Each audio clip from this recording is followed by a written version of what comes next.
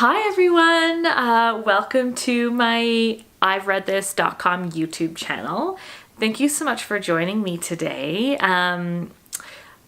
It is December 1st, which means it is the beginning of my annual short story advent calendar reveal. And for those of you who followed along with me last year, you'll know that I not only reveal a short story of the day, oh, Smokey's here. I not only reveal a short story of the day, but I reveal a chocolate of the day as well.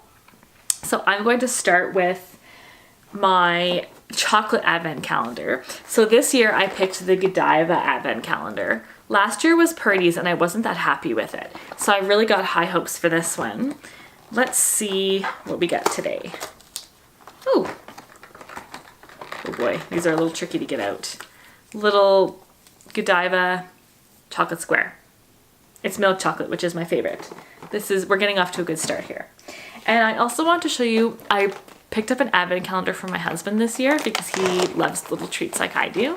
But he loves gummies. So I can't even really fit it in the picture there. I got him the Haribo advent calendar and I actually ordered this from the UK because I couldn't find one that I thought he would like in the stores here in Canada.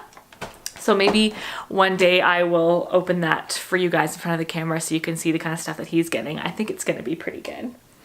So let's move on to the short story advent calendar. So this is what it looks like this year. Pretty cool. It's kind of got this like triangle theme to it. So you take off the slip cover and there's more triangles. They're all the same color, yellow. And I'll show you the first one. So this was today's, and we've got this like triangle vibe continuing here. I personally think like it looks like mountains, and because here in Alberta we have a ton of mountains, I'm thinking maybe this is what the designer was going for, or maybe I'm just reading into it, I don't know. But I really like this. It's, you know, very simple, kind of modern, sleek, so it's nice. Kind of weird colors that they've chosen, but whatever, it's fine. So today's story I really liked. It's called Sea Monster by the author Seth Fried. Hopefully I'm pronouncing that right. And according to the bio in the back, he is coming out with a novel soon, but he's written a bunch of short stories, including a short story collection. He's won a couple prizes, you know, has stories in a few publications. So, no stranger to the form. And this story was really fun.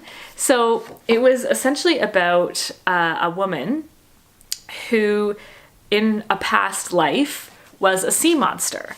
And this woman, the story takes place in a world almost, I would assume, exactly like ours.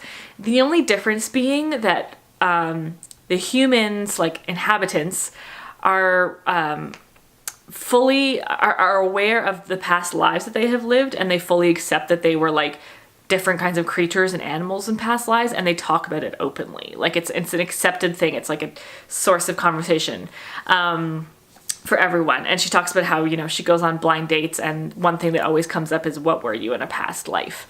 So, you know, again, a world very similar to ours, but they have this kind of quirky aspect to it. The story is really short. It was only 6 pages.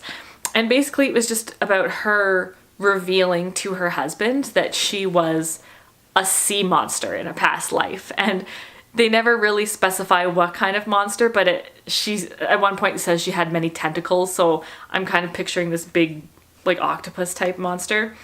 But she also admits that she was like quite ruthless in what she ate in the ocean, and so she feels guilty about what kind of creature she was in her past life, and she kind of blurts it out at dinner one night to her husband, and he's a bit shocked because he has openly admitted that he was a sardine in a past life. She says, you know, a lot of men will lie about what they were in a past life to kind of seem better, but her husband didn't. And I guess because he was a sardine and she would have potentially eaten someone like him in a past life, she has extra guilt about it. So it was just like, obviously it's kind of an odd story, but it was really cute and really well written. And the ways that she described like how she felt in her past life were really evocative. So she describes, you know, pulsing through the water as this like tentacled being and things like that. And it's just such a random thing to write a story about, but I thoroughly enjoyed it, and it got me really excited for what's coming up in the calendar, because this is like the essence of short stories to me. It's just, you know, a snapshot of one person's life, and it leaves you wanting more, which I think is the perfect thing for a short story to do. So yeah, there you have it. Short story number 1 from the Advent calendar. Definitely a winner in my books. So I will speak with you tomorrow. Smokey's still here. She's just enjoying herself beside the fire. Here she is.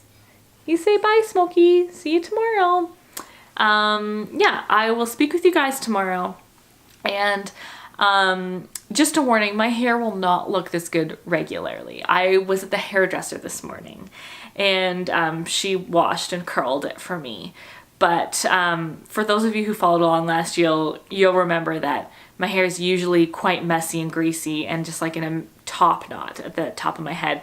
And I'm probably going to be wearing a house coat for most of these videos. So like my appearance is just going to be like downhill from this point on. So try to remember me like this, because this is the last time I'm going to look so put together.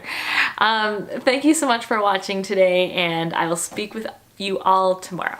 Bye!